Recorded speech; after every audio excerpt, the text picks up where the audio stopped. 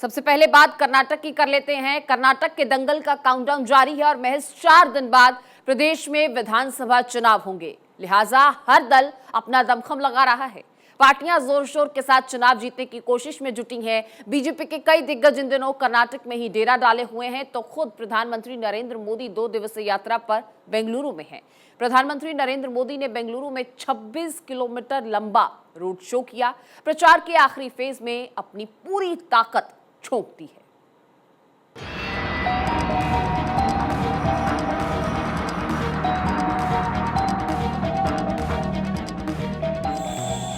कर्नाटक चुनाव का रण, पार्टियां दिखा रही दम, बीजेपी ने झोंकी ताकत, विरोधियों के लिए आफत। कर्नाटक के चुनावी दंगल में प्रचार का अब आखिरी शोर है। 8 मार्च शाम 5 बजे ये शोर थम जाएगा, लिहाजा उससे पहले सभी पार्टियों ने अपनी पूरी ताकत झोंक दी है। सबसे पहले ये तस्वीरें देखिए। कर्नाटक में बीजेपी के चुनावी प्रचार की कमान खुद प्रधानमंत्री नरेंद्र मोदी ने अपने हाथों में ले रखी है। पीएम मोदी कर्नाटक में ताबड़तोड़ चुनावी अभियान में जुटे हैं। इसी क्रम में पीएम मोदी ने बेंगलुरु में भव्य रोड शो किया, जहां सड़क के दोनों तरफ बीजेपी समर्थकों ने प्रधानमंत्री पर फूल बरसाए। बेंगलुरु में पीएम मोदी के रोड शो की आप 5 तस्वीरें देख सकते हैं। आपको बता दें कि इससे पहले पीएम मोदी बेंगलुरु में 36 किलोमीटर का रोड शो करने वाले थे, लेकिन बेंगलुरु की ट्रैफिक व्यवस्था को देखते हुए इसे 2 हिस्सों में बांट दिया गया। ऐसे में पीएम मोदी ने पहले करीब 26 किलोमीटर लंबा रोड शो किया, जबकि 10 किलोमीटर का रोड शो वो बाद में करेंगे। इसके बाद पीएम मोदी ने बादामी में जनसभा की और वहां विपक्ष पर जमकर प्रहार किया। भाइयों बहनों, हम तो कर्नाटका को नंबर 1 बनाने के लिए लेकर के आए हैं काम, लेकिन कांग्रेस ने तय किया है कि वो अपनी पुरानी आदतें नहीं छोड़ेगी। वो एपीजमेंट, तुष्टीकरण, तालाबंदी और गाली को ही चुनावी मुद्दा बनाएगी। मैंने सुना है कि सिद्धारामैया जी यहां कह रहे हैं कि बीते 3.5 साल में जो विकास यहां हुआ है, ये उन्होंने कराया है। अब उनका ये वाक्य, उनका एक कबूलातनामा, ये अपने आप में बता रहा है कि काम अगर कोई करता है तो डबल इंजन की सरकार काम करती है, और ये भी बताया किसी भेदभाव के बिना करती है। राजीव गांधी ने सार्वजनिक रूप से स्वीकार किया था कि कांग्रेस सरकार गरीब के लिए अगर दिल्ली से 100 पैसे भेजती है तो सिर्फ 15 पैसे लोगों तक पहुंचते हैं। आप कल्पना कर सकते हैं, ये कांग्रेस के प्रधानमंत्री ने प्रधानमंत्री पद से बोला था कि 85% बीच में ही कोई लूट लेता है। भाइयों बहनों, ये कौन सा पंजा है जो 1 रुपये में से 85 खा जाता है? यही कांग्रेस का काम करने का तरीका रहा।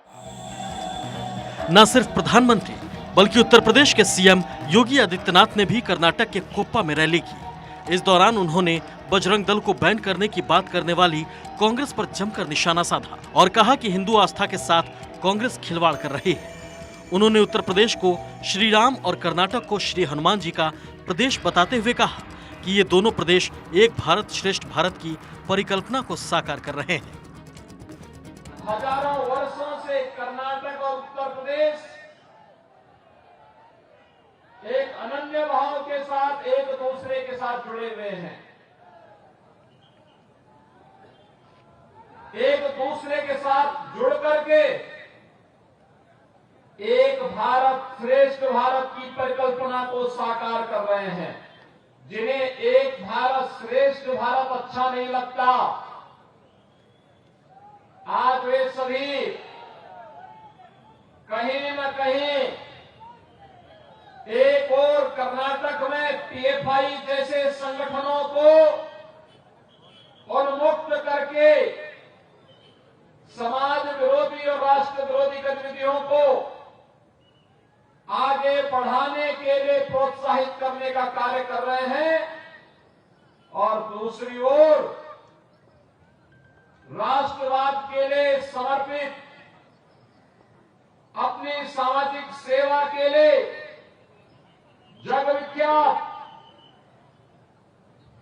श्री हनुमान के अनन्य सेवक के रूप में बजरंग दल को बैन करने की बात करते हैं। असम के मुख्यमंत्री हिमंता बिस्वा शर्मा ने भी कर्नाटक में चुनाव प्रचार में कांग्रेस पर जोरदार हमला बोला। उन्होंने कहा कि डीके शिव कुमार और सिद्धारमैया टीपू सुल्तान के परिवार के हैं। सिद्धारमैया बोलते हैं कि टीपू सुल्तान की जयंती मनाएंगे। अगर आपको जयंती मनानी है तो पाकिस्तान और बांग्लादेश में जाकर मनाएं। अब कांग्रेस दोबारा सत्ता में आई तो कर्नाटक पीएफआई की घाटी बन जाएगा। आज भी कर्नाटक में आपने देखा होगा, जब सिद्धारमैया जी यहाँ का सीएम था, पीएफआई लोग जेल में था, जेल से बाहर निकाल दिया था, उनका पीएफआई का केस विड्रॉ कर दिया है। तो आज आप सोच सकता है कि अगर कर्नाटक में भूल से भी कांग्रेस सरकार आते हैं तो ये कर्नाटक, हमारे प्यारे कर्नाटक, ये फंडामेंटलिस्ट का एक अड्डा बन जाएगा। बीजेपी ने चुनावी मैदान में ताल ठोका तो कांग्रेस ने भी कर्नाटक के हुबली में रैली की। कांग्रेस नेता सोनिया गांधी ने यहां विरोधियों पर जमकर निशाना साधा। हम सभी का फर्ज है कि इस अंधेरगर्दी की सरकार के खिलाफ आवाज बुलंद करें। नफरत फैलाना की जिनका काम है, उन्हीं के खिलाफ भारत जोड़ो यात्रा हुई थी।